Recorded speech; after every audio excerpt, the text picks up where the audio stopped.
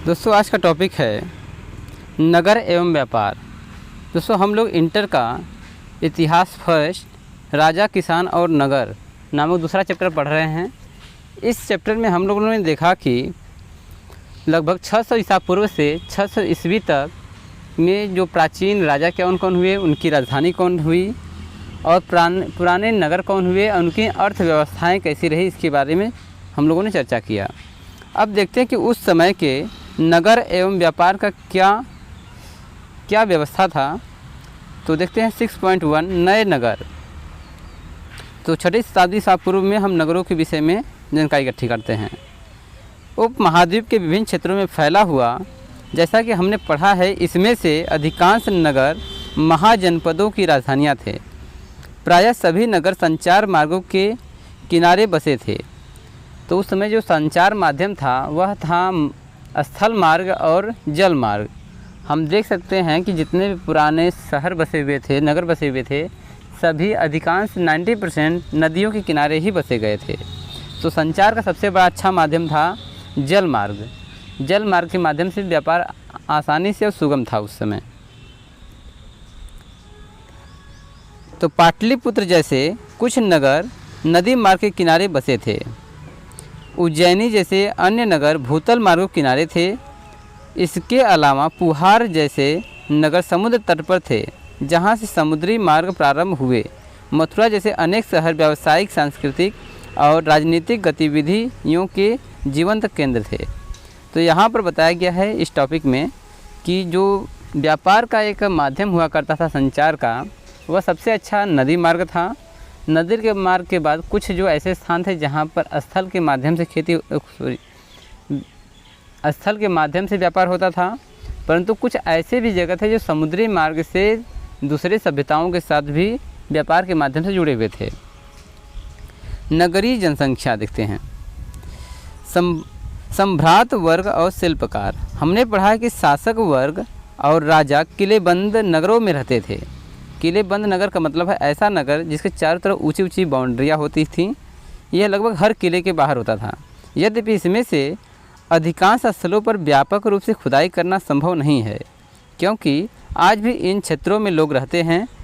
हड़प्पा शहरों से भिन्न है। जो इसका मतलब ये हुआ कि आज भी अधिकांश ऐसे क्षेत्र हैं जहाँ पर खुदाई करने से अनेक सभ्यताएं मिल सकती हैं, परंतु वहाँ पर इतनी घनी आबादी है कि वहाँ पर खुदाई करना असंभव सा है। क्योंकि आज भी इन क्षेत्रों में लोग रहते हैं, लेकिन फिर भी यहाँ से विभिन्न प्रकार के पुरावशेष प्राप्त हुए हैं। तो जहाँ पर लोग रहते हैं, जब भी उनको मकान बनाने के लिए ज़रूरत होता है तो खुदाई करवाते हैं, और खुदाई के माध्यम से उनको नई नई चीज़ें मिलती रहती हैं। इसमें से उत्कृष्ट श्रेणी के मिट्टी के कटोरे और थालियाँ भी मिली हैं, जिन पर चमकदार कलई चढ़ी हुई थी, यानी कि उस पर कढ़ाई किया गया था, पॉलिशिंग की गई थी। इन्हें उत्तरी कृष्ण मार्जित पात्र कहा जाता है। तो यहाँ पर महत्वपूर्ण टॉपिक जो आपको सीखने के लिए है, जो कलई की हुई चमकदार कटोरियाँ या कढ़ाइयाँ मिली हैं या थालियाँ मिली हैं, उनको उत्तरी कृष्ण मार्जित पात्र कहा जाता है। उत्तरी मतलब पहले, कृष्ण मतलब काली, मार्जित पात्र मतलब कि जो पात्र मिले हुए हैं, जो पालिशदार मिले हुए हैं, उनको कहा गया है।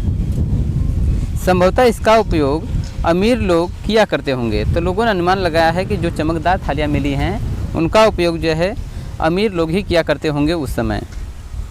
साथ ही सोने, चांदी, कांस्य, तांबे, हाथी दांत, शीशे जैसे तरह तरह के पदार्थों के गहने बने हुए उपकरण, हथियार, बर्तन, सीप और पक्की मिट्टी मिली हुई है। पकी हुई मिट्टी को टेराकोटा कहा जाता है। तो पकी हुई मिट्टी भी मिली है।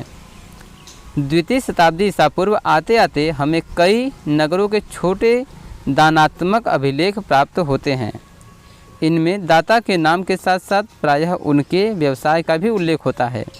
इस नगर में रहने वाले धोबी, बुनकर, लिपिक, बढ़ई, कुम्हार, स्वर्णकार, लौहकार, अधिकारी, धार्मिक गुरु, व्यापारी और राजाओं के बारे में विवरण होते थे।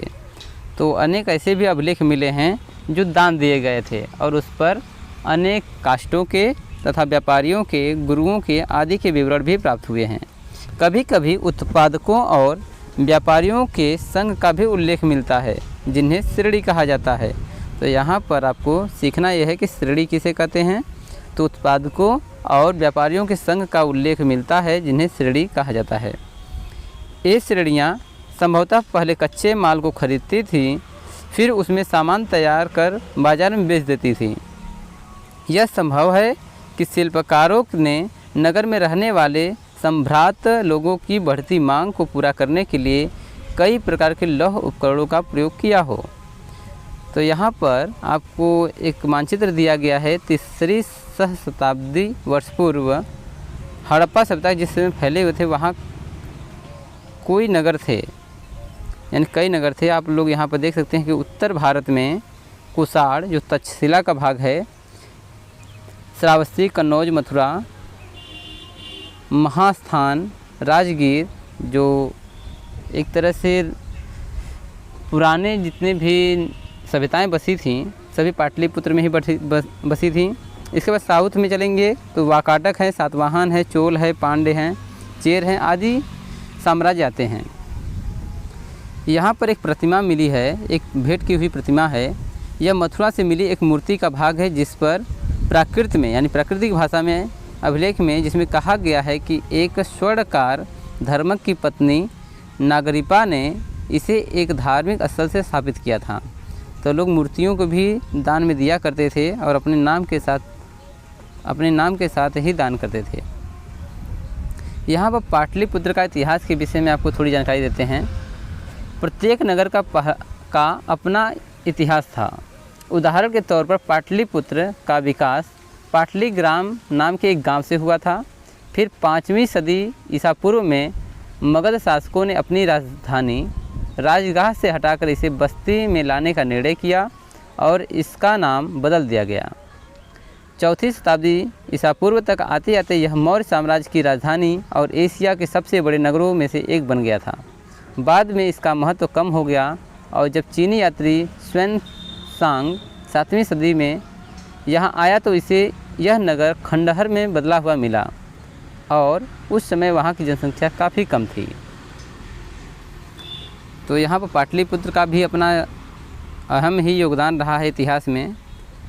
पाटलिपुत्र जो है पाटलिपुत्र नामक ग्राम से यानी पाटली ग्राम से पाटलिपुत्र कब बन गया, एक अलग ही इतिहास इसका है। अब चलते हैं उपमहाद्वीप और इसके बाहर का व्यापार। तो यहाँ पर दिया गया है दानात्मक अभिलेखों में धार्मिक संस्थाओं को दिए दान का विवरण होता है।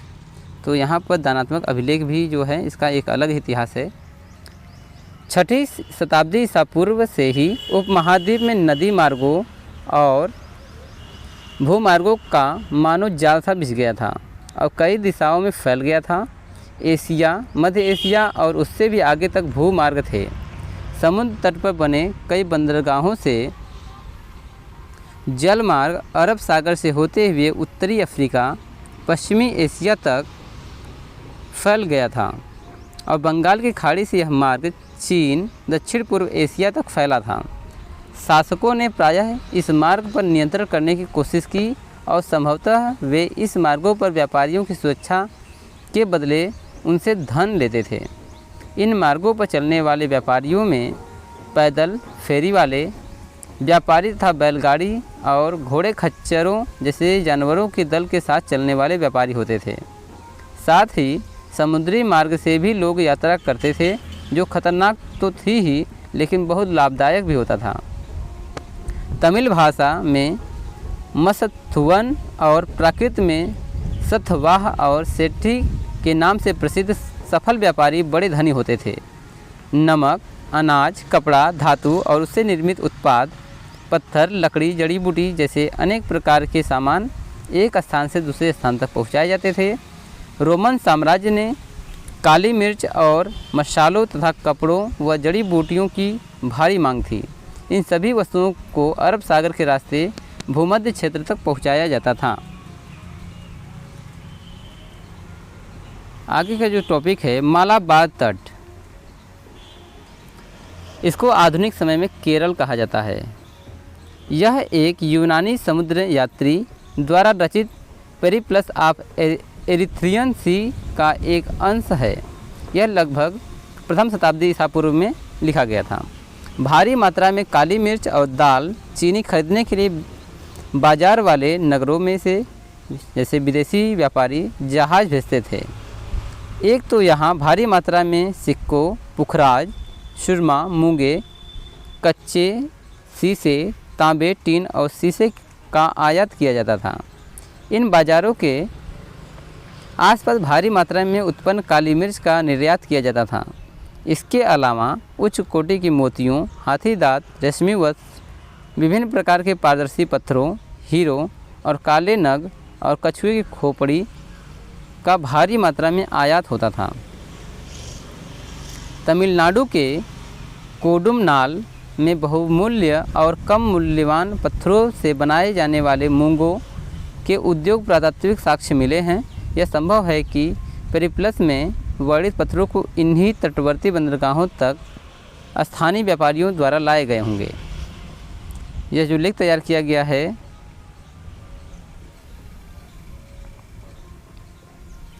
आगे आता सिक्के और राजा।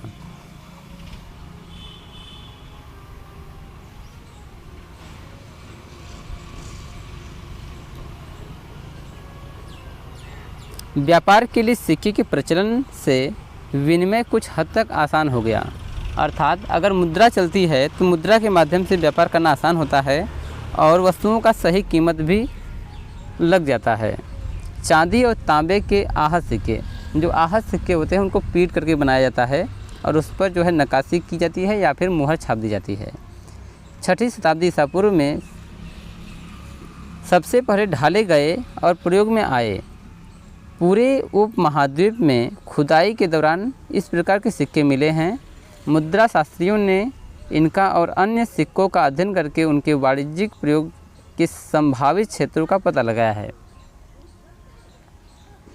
आहत सिक्के पर बने प्रतीकों को उन विशेष मौर्य वंश जैसे राजवंशों के प्रतीकों से मिलाकर पहचान करने की कोशिश की गई तो पता चला कि इन सिक्कों को राजाओं ने जारी किया था।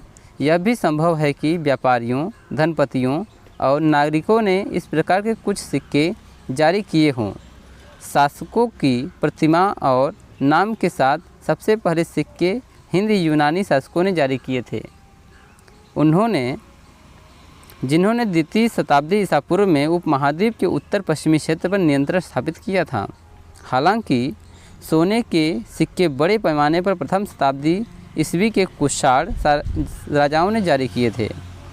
इनके आकार और वजन तत्कालीन रोमन सम्राटों तथा ईरान के पार्थियन शासकों द्वारा जारी सिक्कों के बिल्कुल समान थे।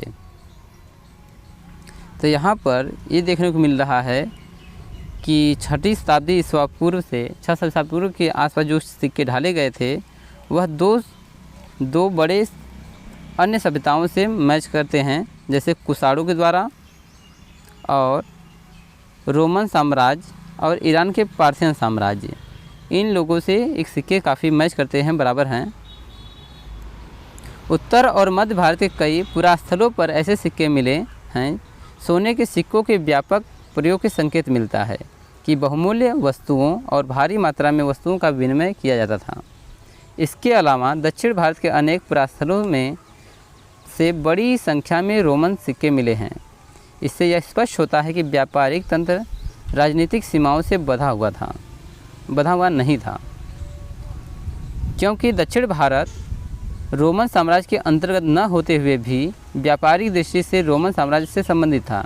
अर्थात रोमन लोग यहाँ पर आकर व्यापार किया करते थे। पंजाब और हरियाणा जैसे क्षेत्रों से यौधेय प्रथम शताब्दी ईस्वी कबायली गणराज्यों ने भी सिक्के जारी किए। पुराविदों को यौधेय शासकों द्वारा जारी तांबे के सिक्के हजारों की संख्या में मिले हैं।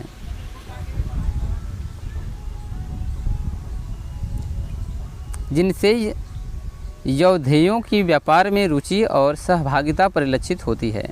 सोने के सबसे भव्य सिक्कों में से कुछ गुप्त शासकों ने भी जारी किए। इसके आरंभिक सिक्कों में प्रयुक्त सोना अति उत्तम था। इन सिक्कों के माध्यम से दूर देशों से व्यापार विनिमय करने में आसानी होती थी, जिससे शासकों को भी लाभ होता था। 6ठी शताब्दी ईस्वी में सोने के सिक्के मिलने कम हो गए। क्या इसमें यह संकेत मिलता है कि उस काल में कुछ आर्थिक संकट पैदा हो गया था? इतिहासकारों ने इसे लेकर मतभेद है। कुछ का कहना है कि रोमन साम्राज्य के पतन के बाद दूरवर्ती व्यापार में कमी आई, जिससे उन राज्यों, समुदायों और क्षेत्रों में संपन्नता पर असर पड़ा जिन्हें दूरवर्ती व्यापार से लाभ मिलता था। अन्य का कहना है कि इस काल में नए नगरों और व्यापार के नवीन तंत्रों का उदय होने लगा। उनका यह भी कहना है कि यद्यपि इस काल के सोने के सिक्कों का मिलना तो कम हो गया, लेकिन अभिलेखों और ग्रंथों में सिक्कों का उल्लेख होता है। क्या इसका अर्थ यह हो सकता है कि सिक्के इसलिए कम मिलते हैं क्योंकि ये प्रचलन में थे और उनका किसी ने संग्रह करके नहीं रखा था? तो दोस्तों, यहाँ पर आपको 2 टॉपिक क्लियर करवाए हैं। नेक्स्ट टॉपिक जो है अगले पार्ट में बनाएंगे। यहाँ पर मुद्रा शास्त्र जो है, मुद्रा मतलब पैसा होता है, शास्त्र में अध्ययन करना, तो सिक्कों का अध्ययन करना मुद्रा शास्त्र कहलाता है। इसके साथ ही उन पर पाए जाने वाले चित्र, लिपि आदि तथा उनकी धातुओं का विश्लेषण और जिन संदर्भों में इन सिक्कों को पाया गया है उसका अध्ययन भी मुद्रा शास्त्र के अंतर्गत आता है। यहाँ पर एक चित्र दिया गया है जो आहत सिक्का है। आहत मतलब पीटा हुआ, पीट करके छापा गया एक सिक्का आहत सिक्का है। तो नेक्स्ट टॉपिक में हम पढ़ेंगे मूल बातें, यानी कि जो 6ठी शताब्दी या 600 ईसा पूर्व में और 600 ईसा पूर्व तक जो घटनाएं घटी हैं उनकी मूल बातें क्या हैं, नेक्स्ट पार्ट में जानेंगे। धन्यवाद।